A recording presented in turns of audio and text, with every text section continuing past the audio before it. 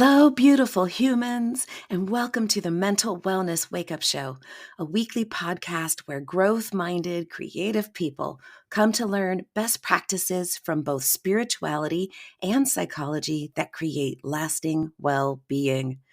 I am your host, mental wellness expert, improvised acting teacher, therapist, and coach, Dawn McMillan.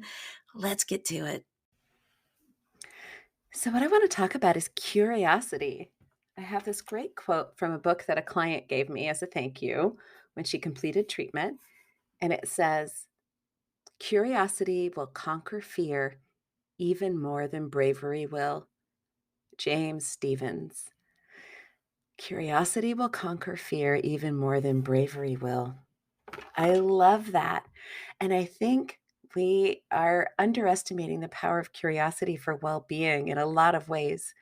One of the reasons I think that happens is that we have these little sayings and we have them wrong. One of the sayings that we have wrong is curiosity killed the cat. The full saying is curiosity killed the cat, but satisfaction brought it back. So rather than being an injunction against being curious, it's like curiosity can be so unbearable. But when you get the satisfaction of that curiosity, it brings you back to life. So I love that. I love that so much. And one of the benefits of curiosity is related to emotional intelligence. So, for those of you who are familiar with emotional intelligence, you will recall that emotional intelligence was developed to explain different ways that people can be intelligent instead of just intellectual intelligence or the IQ, intelligence quotient. There's so much wrong with IQ as a measurement because we're not even sure what it measures. A lot of what it measures is how middle class, mainstream people know how to take tests. It's not necessarily related to anything meaningful in your life. So along comes emotional intelligence. And the idea is that emotional intelligence is going to give you those skills that actually work for being able to interact as a human being in ways that support you. So, one of the reasons I want to point out the value of curiosity is because it's one of my favorite qualities. It's one of my favorite qualities, and I absolutely believe that curiosity can be the answer getting unstuck, to getting unstuck, whether it's stuck on an internal experience or whether it's stuck in life. When we are curious, we are being open minded. We're being willing to explore options. We're not prematurely closing doors.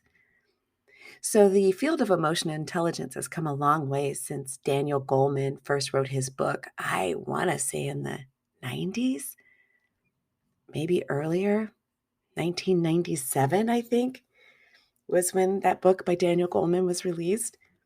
And so since then, there's been a lot of exploration.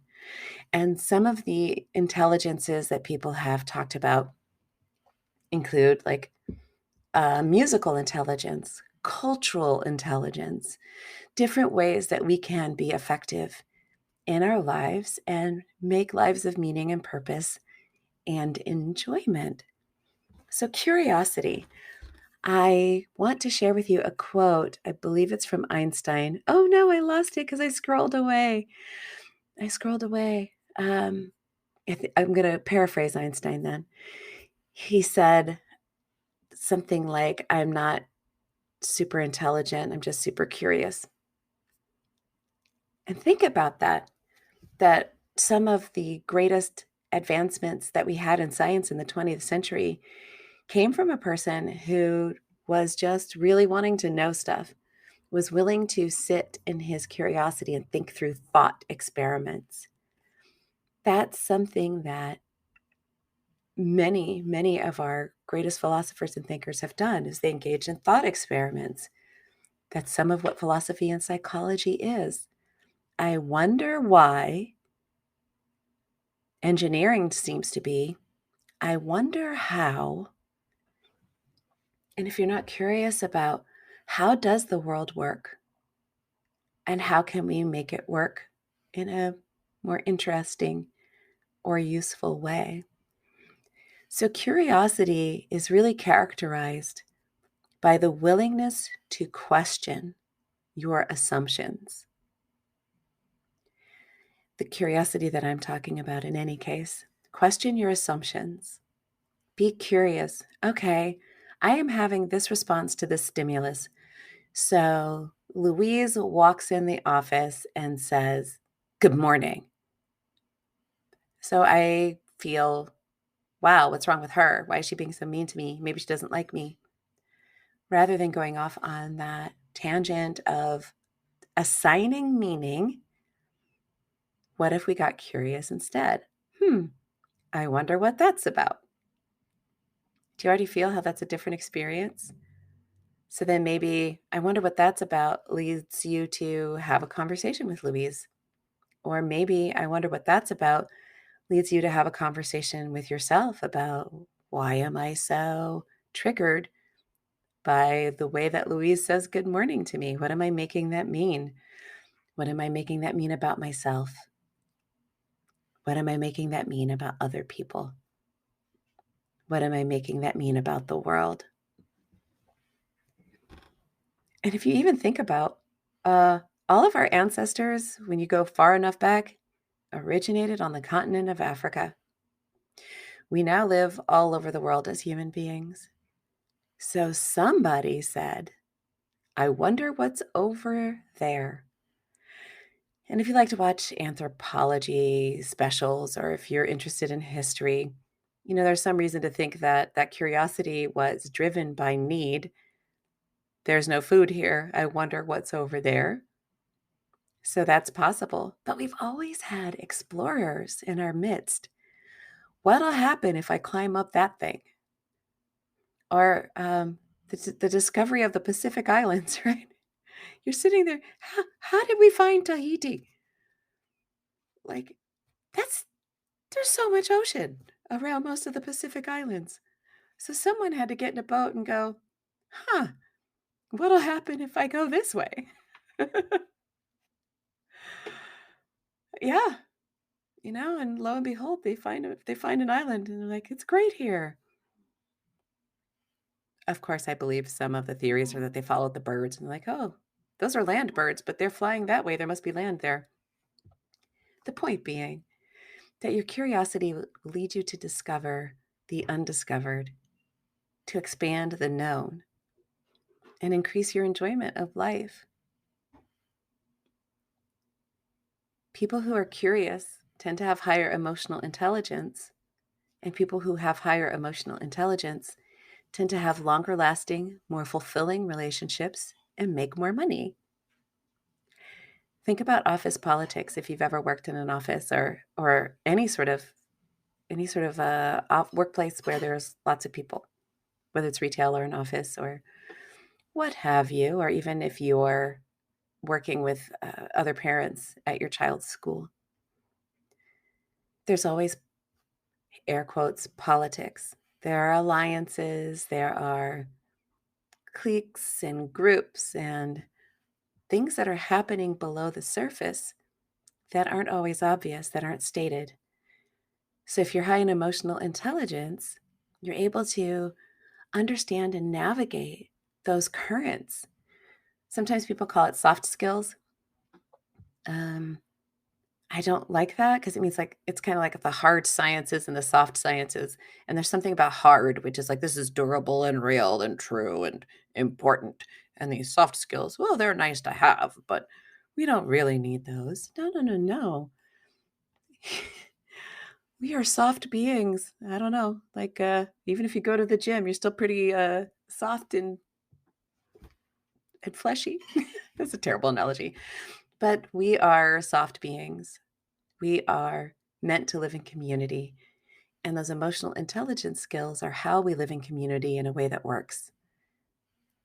It's a way that works. So, one category of emotional intelligence is being able to recognize, understand, and manage your own emotions and recognize, understand, and influence the emotions of others. I'm going to say that again. A big part of having emotional intelligence is recognize, understand, and manage our own emotions. Recognize, understand, and influence the emotions of others. How are you going to learn that? How are you going to learn to recognize emotions, yourself or others? How are you going to understand that? How are you going to learn that? How are you going to learn to manage? You have to be curious. You have to be curious enough to learn, to try something new, to seek out new information, to boldly go where you have never gone before. That curiosity, in my opinion, is the underpinning of so many of these emotional intelligence skills. Let's take empathy. So there are two kinds of empathy, one of which, this definition I'm going to share with you comes from the Greater Good Science Center at UC Berkeley. So there's affective empathy, which is the sensations and feelings we get in response to others' emotions. And then there's cognitive empathy, which is like perspective taking, our ability to identify and understand cognitively. How are you going to learn empathy? You got to get curious about what the other person is going through. Let's look at self-awareness. How do you understand yourself? Recognize the events that you're facing and preparing how to manage yourself in the face of those events. That's self-awareness. How do you get self-aware? You get curious. What did I do last time? How did it turn out? So there's more. There's more. But I really want to make the case that curiosity is a fundamental aspect of emotional intelligence. And emotional intelligence is a fundamental aspect of living a good life. If you're never curious, think about how small your life is. Think about never trying a new restaurant. And lots of people don't. A lot of people are very content to continue to live the way that they began when they were young. So every Tuesday you have pasta, every Thursday you have meat and potatoes, and that's how it's been since 1975, and that's how it's going to be forever. And that's great if that works for you. And if you're listening to this, you are a curious person.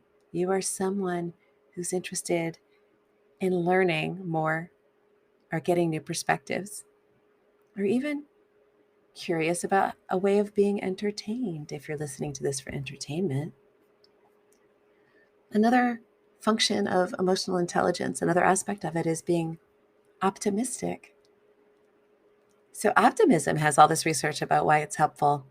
If you are optimistic, you increase your opportunities, you improve your relationships, you maintain a more positive attitude. And I'm not talking about that toxic positivity of be happy all the time. But let's listen to what Shawn Achor has to say. That's Achor, Shawn Achor. He's a researcher at one of the Ivies. I can't remember which one.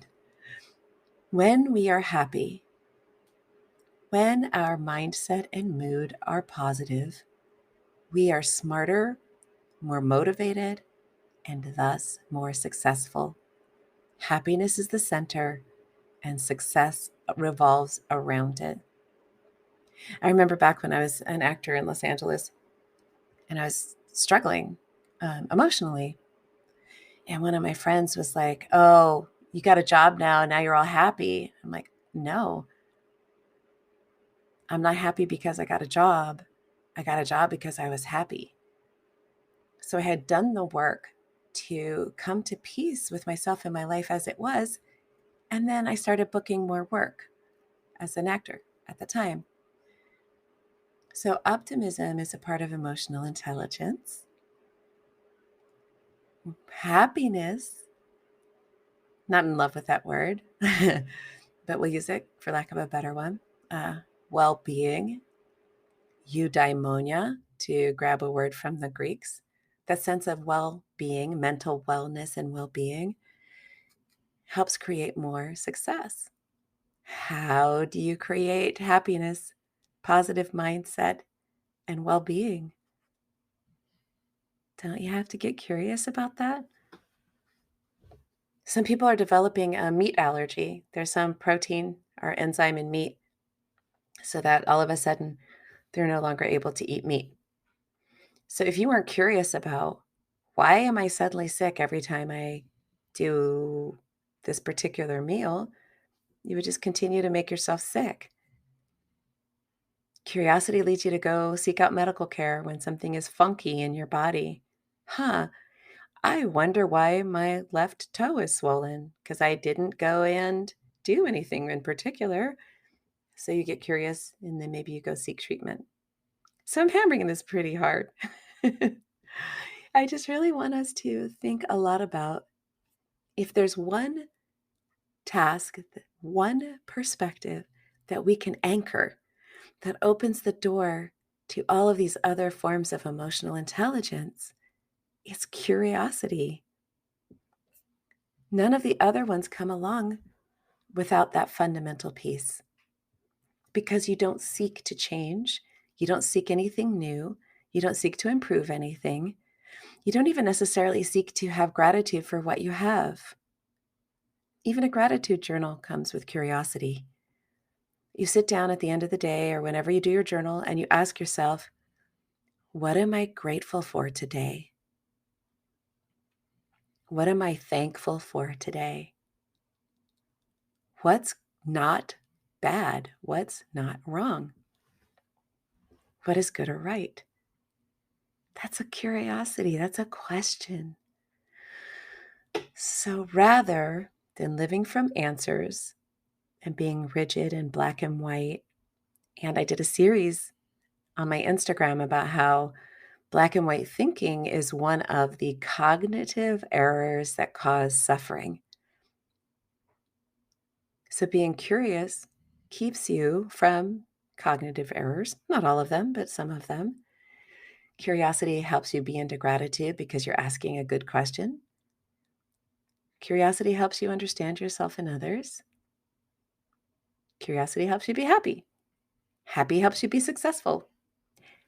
And even if it didn't, even if the only benefit of being happy was that you're happy, isn't that really why we want to do everything else?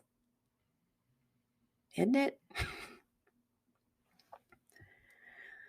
The founder of rational emotive behavioral therapy once said that he knew all of the purposes of therapy. He's like, there's one thing that therapy is meant to do, is to make people happy. And he was being kind of tongue in cheek about it, but ultimately, we want to have more positive and enjoyable and more well-being experiences than not. And curiosity, asking great questions, wondering about yourself and others and the world is a great way to get there. So I invite you to be curious, to wonder, to engage that childlike, wide-eyed, looking around the world saying, this place is amazing. What's that? Those of us who have or love dogs, like, ooh, what's that? What's that? What's that? What's that? Be that. Be curious. And enjoy the fruits of the emotional intelligence and the happiness that follows after.